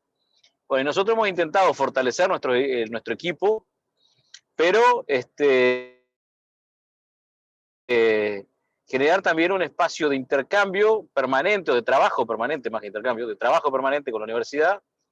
No es la única línea de trabajo en el CURE, tenemos 2 más y seguramente tenemos una reunión la semana que viene, espero que sean 3 más, que lo que buscan es que nuestros técnicos trabajen y vayan incluso incorporando y actualizando sus conocimientos en una articulación permanente con la universidad, en este caso con el CURE. Y bueno, creo que es un modelo interesante. Lo otro que hay que hacer en un país tan chico como este es generar posibilidades de trabajo conjunto con los 3 niveles de gobierno y los departamentos vecinos, con los departamentos vecinos, digamos. Esto no siempre es fácil, pero hay que trabajar para lograrlo. En algunos temas quizás tengamos diferencias de enfoque, pero en muchos temas tenemos que sí o sí buscar acuerdos y trabajar con una mirada que yo comparto, tiene que ser una mirada de largo aliento. Nosotros hemos intentado todos los temas ir dejando planes, planificar, y que esos planes además recojan la mirada, la visión de distintos actores, o sea, que tengan soporte, respaldo, no solamente técnico, presupuestal, sino que también que tengan respaldo institucional y social. Así que bueno, a mí me parece muy importante estas instancias donde quienes se están formando y sin duda van a aportar y mucho en el presente, porque ya hay muchos espacios en los que están participando, y en el futuro podamos tener este intercambio, y después también seguir pensando y buscando algunas alternativas creativas para que puedan estar cerca de experiencias de gestión directa. Seguramente haya distintas modalidades con Guillermo, con Álvaro, Álvaro Soutuyo, en su momento también conversamos distintas. Bueno, capaz que podemos encontrar algunas en el futuro, además de las que ya hemos generado, para que quienes se estén formando, más allá de un posible vínculo formal laboral en el futuro, puedan encontrarse distintos tipos de vínculos en el medio que aporten a la gestión y que le aporten también a su formación. Che, yo les agradezco mucho este rato y estoy a la orden. Cuando se precise, mientras si tenemos huecos, siempre estoy a la orden. Millón de gracias, Leo. Muchas gracias. Gracias.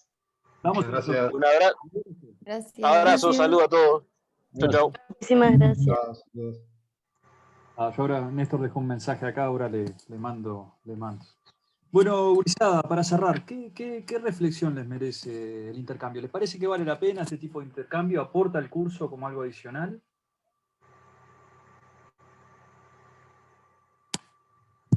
Sí. ¿Podrán contagiar un poquito al departamento de Maldonado? Eso ya nos trasciende un poco. Pero yo Sí, siento... después no se puede hacer. Mire, yo no tengo la formación que están teniendo ustedes en el CURE, yo soy biólogo. Yo siento de que en mi formación desarrollé mis conocimientos terciarios en una burbuja académica bastante cerrada, que después el poner esa burbuja en interactuar con el entorno me costó bastante. Fue un proceso largo y bastante sufrido. Me parece que ustedes necesitan tener los pies más en la tierra, desde sus formaciones específicas, ¿no? Una interacción social. El marco teórico a esta altura de la historia es diferente, igualmente, es más integrado, ¿no? No entendemos la naturaleza y el hombre, sino que ahora es más claramente nos es fácil ver el hombre en la naturaleza, con la naturaleza, entender que somos un solo sistema. Pero bueno, me parecía que en este punto del curso, en este año que es tan particular, que no hemos podido hacer gran trabajo de campo y salir un poco de esta aula rara que tenemos acá a distancia, estaba bueno tener un poco de pinchar burbujas y bueno, darle un toque de realidad y en fin, de restricciones, de otras capacidades que hay que desarrollar para interactuar con actores diferentes no académicos. Eso hay que aprender a hacerlo. Y así que bueno, en fin, les cuento de que, bueno, Leonardo lo planteaba acá, nosotros venimos desarrollando una serie de convenios y de trabajos. Algunos tienen un perfil más de brindar un servicio, en el sentido de que la universidad tiene capacidades que la Intendencia no tiene.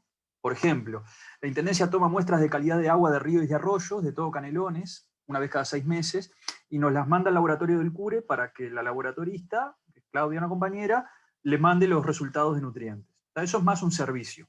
Pero hay otros componentes que tienen que ver con el trabajo conjunto y con la comunidad, y bueno, ahí siempre hay espacio para poder generar posibilidades de realizar pasantías o proyectos. Periódicamente se generan oportunidades laborales asociadas a componentes específicos, y bueno, esperemos que en el futuro, en función de las restricciones que existan, pero también de las posibilidades, se generen posibilidades. A los que les interese trabajar en temas ambientales vinculados a Canelones, comuníquese, y bueno, por lo menos para tener en cuenta y mantenerlos informados, y ustedes irán tomando definiciones. ¿Tá? Pero bueno, yo creo que está bueno. Ya han habido estudiantes del CURE que han participado. Por ejemplo, una de las autoras del informe de 2014 fue un estudiante del CURE de diseño de paisaje. La coautora del libro de monitoreo participativo del Abogado de Ciudad de la Costa es una estudiante de la Elegida del CURE. Entonces, o sea, ¿no? La idea es que la vida académica de la institución encuentre un sitio en estas interacciones con la Intendencia y con otras instituciones que pueda hacer. ¿Tá? Así que en ese sentido sientan que las puertas están abiertas. No todo es posible, pero hay que encontrar. Yo creo que el gran desafío está encontrar la intersección entre los intereses de cada uno de los estudiantes y las demandas, ¿no? O las obligaciones que se establecen en los acuerdos con las otras instituciones, ¿no? Porque hay veces que, bueno, los recursos están definidos para determinado componente y no lo podés derivar a otro, porque si no, no podés cumplir con tus compromisos.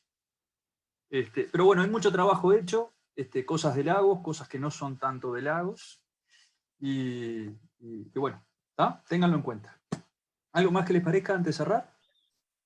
Sí, Guillermo, no me acuerdo en cuál de los documentos que mandaste hacen alusión a la necesidad también de empezar a crear empresas especializadas en determinadas cuestiones ambientales, como por ejemplo sistemas acuáticos, que era uno de los ejemplos que ponía. Y bueno, esas empresas también, uno necesita informarse de qué están necesitando los gobiernos, no solo el sector privado, para tener una idea de qué empresas están faltando y cómo formarlas y brindar ese tipo de servicio que no está disponible en el mercado, ¿no? O que está muy acotado, o que inclusive crear otros servicios nuevos que no están disponibles. Sí. Digamos, como la pata privada, todo esto. Y tenemos un problema de escala en el país. Hay muchas cosas que en otros lados se hacen y acá no hay nadie que se meta en esos bailes. A veces porque el mercado no es suficiente o se percibe que no es suficiente, o porque no hay experiencia, pero es todo un problema. Por ejemplo, hasta hace unos pocos años no había ninguna empresa que tuviera cosechadoras acuáticas para cosechar plantas y gestionar estos problemas. Hoy en día yo diría que hay 2 o 3 empresas que se dedican a eso. ¿Tá? Involucra, hay lío entre las empresas, hay competencia, a uno no le sirve que hayan otros, pero el país necesita 1, 2, 3, varias empresas, necesita. Por ejemplo, no había experiencia de aplicación de productos para inmovilizar la carga interna de los lagos. Bueno, hubo una empresa que se posicionó como representante de la marca, empezó a hacer experiencias acá, muy a pequeña escala, no tienen capacidad de monitorear, de medir qué fue lo que les dio, pero bueno, hubo una primera experiencia. Pero bueno, hay que seguir buscando. Lo que vos comentabas, por ejemplo, de las islas flotantes y la construcción de humedales, hay algo que no está desarrollado. En otros lados se hace, acá no hay nada. Yo veo ese agujero de mercado, por decirlo de alguna forma, o esa posibilidad de gestión, la veo como un punto muy interesante para atacar desde la gestión ambiental y desde el diseño de paisaje. Porque no es solo la función. Si lo vas a poner en un lago de Ciudad de la Costa, a los vecinos de ahí le tiene que gustar. Porque si no le gusta, te lo hunden igual. Si vos vas a ponerle una cosa horrible, yo ahora tengo el problema de construir las boyas de monitoreo. Yo no puedo hacer una defeso y ponérselo a los tipos que tienen casa de $500,000 en el lago. No puedo. Los tipos no van a estar dispuestos a poner de su bolsillo para buscar una solución para que yo vaya y les ponga un desastre ahí. Entonces hay muchas cosas y hay ese tipo de cosas, yo qué sé, el equipamiento de monitoreo. Yo tengo la boya en mi casa, en el jardín de mi casa. Y en este momento la electrónica de la boya tiene los sensores adentro de la pecera que está en la cocina de casa. ¿Ah? O sea, estas cosas no se tienen que hacer así. Tiene que haber otros actores que puedan cumplir esas funciones. ¿Está? Hay un tema que es de desarrollo, lo que ustedes quieran. A ver, yo les cuento, la primera experiencia de este estilo, que fue en el lago Rodó, Montevideo, los científicos que trabajaban en la experiencia eran los que se encargaban también de cosechar las plantas del humedal artificial. No podés soportar, eso fue insostenible en el tiempo, y sí. ¿Viste? Que es un tema organizacional, y las empresas públicas, las empresas privadas tienen que cumplir un rol ahí. Y de repente creando sinergias, clústeres, yo qué sé, con jardines botánicos, con la propia universidad, empresas privadas, se puede lograr lograr cosas que la escala no te la da por sí sola, ¿no? Yo creo que está por ese lado, por la sinergia de optimizar y sobre todo innovar y ser muy creativo. No nos queda, en realidad en Uruguay siempre es el común denominador. En casi todas las áreas hay que ser muy creativo por la cuestión del mercado. Es algo que los uruguayos como que tenemos incorporado. Y cuando uno viaja al exterior, eso también se aprecia mucho, ¿no? Que con un alambre, atamos con alambre y solucionamos el tema. Y bueno, eso también hay que aprovecharlo y verlo como algo a favor, ¿no? Los alambres ya fueron, Fernando. Algo a valorar. Disculpame, pero yo ya pasé por la época de los alambres, después fui a la de cinta pato y ahora estoy en los unchos plásticos. No me pidas que retroceda.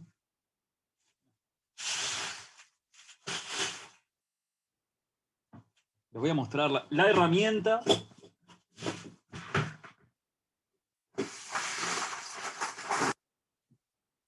Esta es mi herramienta de trabajo en este momento. Todo lo resuelvo con esto. Sí. Bueno, gente. Eso demuestra que evolucionaste. Sí, totalmente. Es un chito. Una pregunta. En el contexto ahí como de los lagos de Canelones, ¿vos podrías como definir cuál está en situación más crítica? Si los que tienen, si son lagos eutrofizados o los que están cubiertos con plantas flotantes, digamos. O sea, ¿cuál sería en situación más crítica entre esos dos? ¿En función de qué? Y no sé, te iba a decir como la salud del ecosistema, pero en realidad no puedes definir la salud, ¿o sí? Y hay indicadores. O la calidad del agua. El tema es, ¿para quién? ¿Desde dónde o para qué? O sea, ¿qué pretende la comunidad que interactúa con el sistema de ese sistema? En general, no hay ninguno que yo conozca, es un tema de criterios de belleza, si se quiere.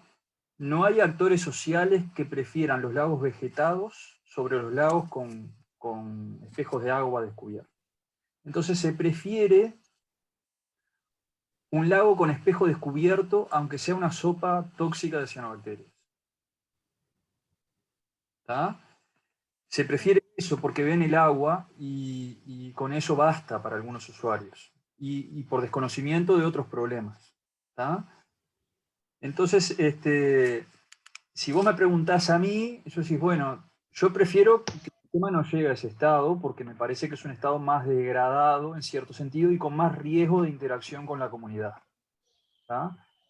Pero no es, y ahí depende cuál es el actor y lo que pretenda, y lo que prefiera, y cómo quiera usar el sistema.